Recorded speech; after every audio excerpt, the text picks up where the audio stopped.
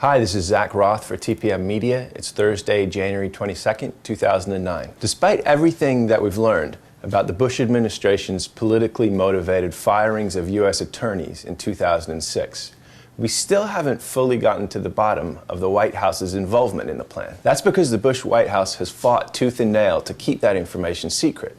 It refused, for instance, to cooperate with its own Justice Department's internal investigation of the affair. It's also gone to court to stonewall a congressional investigation, which is looking for, among other things, a crucial memo written by a White House lawyer, which might shed light on the White House's involvement in the scheme. But did President Obama, on his first full day in office, just blow up Bush's effort, making it much more likely that we could see that memo, as well as a bunch of other crucial documents from the Bush White House, in the not-too-distant future?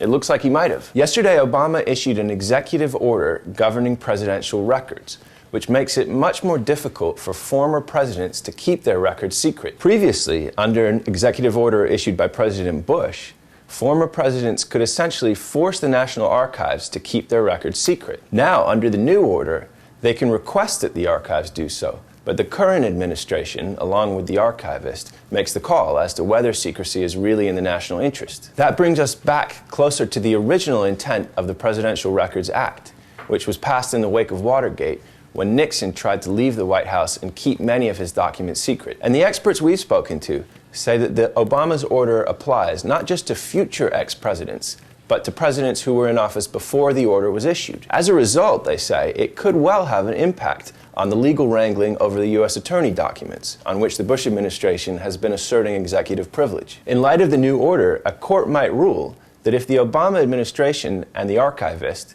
says that the records can be released, then they can be released. And potentially, that release could even happen as soon as the archivist has prepared them for public viewing. Obama's order could also come into play in other cases where the Bush White House has claimed executive privilege over White House records. For instance, the famous missing emails, which last week the Bush administration claimed to have found at the last minute, and which are believed to cover everything from the decision to invade Iraq to the Valerie Plame leak investigation. Going forward on the U.S. attorney documents issue, the key date to watch is going to be February 18th, because that's when the Obama White House is scheduled to give a brief in the case. We might learn then whether they're likely to side with Congress's effort to get the documents released. But what's clear is that with one stroke of his pen, Obama tipped the scales from secrecy to openness. This is Zach Roth for TPM Media, and we'll talk to you next week.